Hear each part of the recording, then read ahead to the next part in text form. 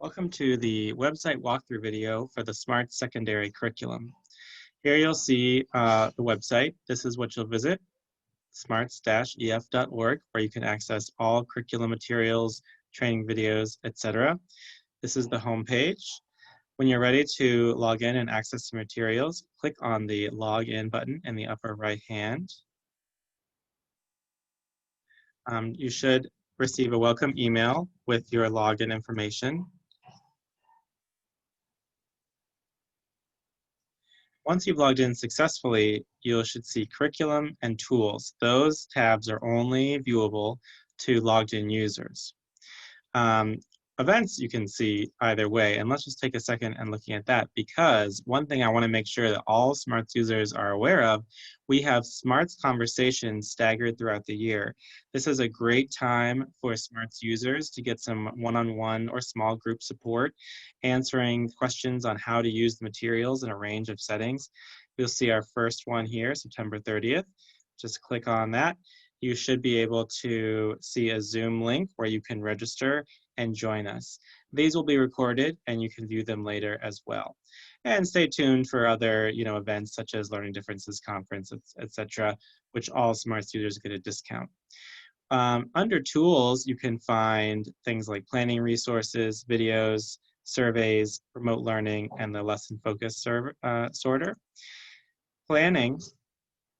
A planning tab has a range of introductory videos that can help introduce you to the concept of executive function, as well as different documents that you can use to get started and track materials and resources. The overview document just lays out all the different lessons in the secondary curriculum. The Getting Started packet walks you through selecting lessons, planning out your week, planning out your year, and some things to keep in mind as you plan out your implementation of the SMARTS curriculum. The Getting Started survey is a survey you can fill out and receive customized suggestions, 2 pages of tips for which lessons to start with, and a few key things to keep in mind based on your unique setting, your students, etc. The planner is just a calendar that lets you kind of map on SMARTS onto your year. Materials list if you're teaching the full curriculum and you want to think about what you need to buy. The Metacog interpretation guide is used for interpreting the surveys, and here we have a document that maps SMARTS onto the ELA Common Core standards for 6 through 12. Okay, also under training tools, you'll see training videos. In the training videos, there's a couple different clips from previous SMARTS workshops that you can use to get up to speed on all things executive function. These are only available to SMARTS users. Only you can see them. You'll see some of them are very, this is Dr. Meltzer presenting at Harvard, and some of these are more focused on specific SMARTS activities. So feel free to watch those at your leisure. The secondary curriculum comes with free access to our Metacog surveys. There are 2 surveys for a student and 1 for the teacher to fill out about the student. The ME survey stands for motivation and effort. It asks students to rate themselves on components of motivation and effort globally, as well as specific to certain academic subjects and executive function areas. Whereas the Stratus survey is the strategy use survey. It asks students to rate themselves and the different strategies they do or do not use in school. Finally, the TIPSY is the teacher report survey. It maps onto the ME. So here the ME rates themselves in areas of motivation and effort. And here the teacher rates that student in terms of motivation and effort. You'll notice there's both a paper version and online. If you do the online version, you can click here, or you can just send students these links here. That's probably the easier option. It takes them to an embedded form. They don't need to log in, they just need the link. Make sure that they use your teacher email because the data comes to me, it's behind a privacy wall. So you will need to request your student data, and I'll need to have your email as an identifier to know that those students belong to you. After your students are done taking the survey, email me. You can find my email here, and you'll get your results in an Excel spreadsheet with some scoring help. And as always, there is the interpretation guide that you can use to understand how to interpret the results. Remote learning resources, we'll be updating this throughout. These have actually been moved into the curriculum, but we'll also highlight some important apps you can use and things like that in terms of remote learning. So check back there, we'll keep that updated regularly. And finally, we have the lesson focus sorter. This is a new feature just launched for 2.0. If you're having trouble picking which lesson should I be using, you can use the lesson focus sorter to narrow down the number of lessons.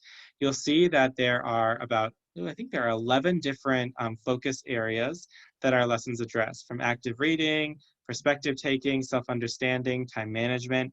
Basically, pick the area you're looking for and hit sort lessons, and it will select all the different lessons that line up with that focus area. You can combine them. Let's say I want active reading and self-advocacy, and it will narrow down the number of lessons to address those areas. If you pick too many, you'll see the result is empty. So make sure you prioritize the ones that are most important to you, and then you can find some lessons that line up with what you're looking for. Once you're ready, just click on Access, and it will take you straight to the lesson that you've selected. All right. Now, another way to find your lessons is under Curriculum.